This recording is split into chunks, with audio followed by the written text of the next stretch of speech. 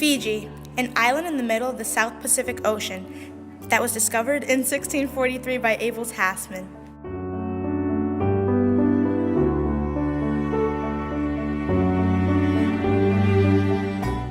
Fiji has always relied on their natural resources for their money income. For example, many people come as tourists to Fiji to look at the beautiful flowers, sights, and nature.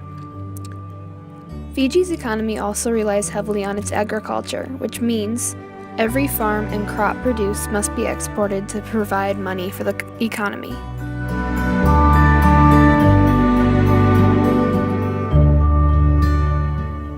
Fiji became a self-governing nation in 1970 when it gained its independence, 96 years after giving up its territorial rights to Great Britain.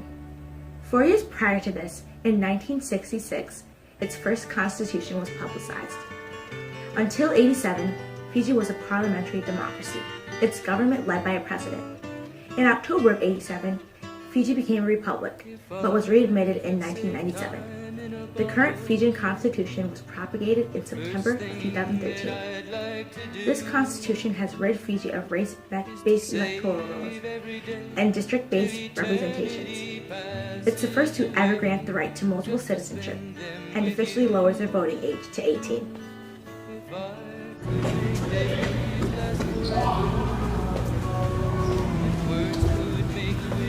Since Fiji's economy is based off of agriculture, they only have a limited amount of money from the goods they produce. So, the Fijian government cannot provide basic things like roads and sidewalks for their people.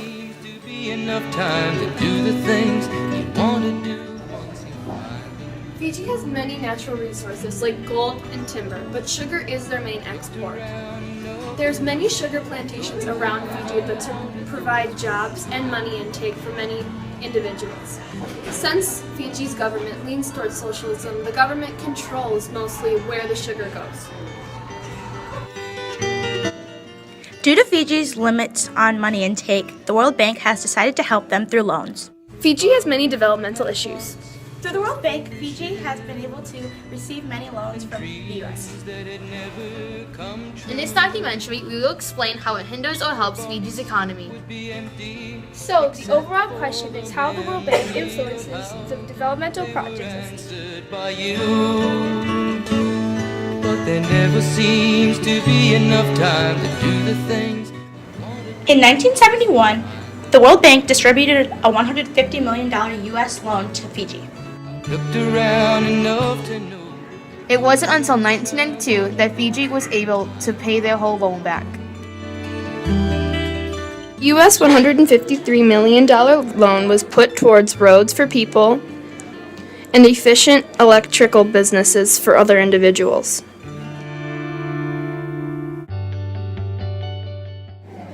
These developmental projects overall help the people of Fiji, giving them places for transportation and electricity for work hours.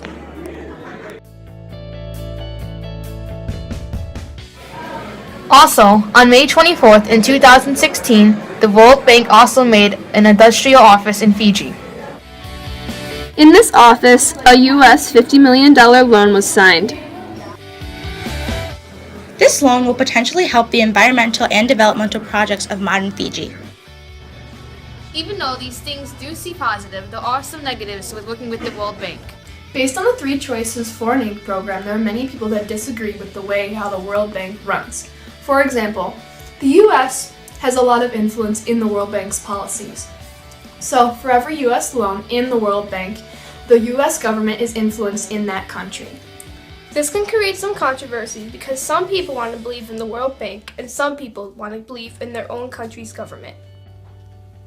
Some people believe the World Bank causes more governmental control. This causes people to believe that they don't have a say in what's going on in their country.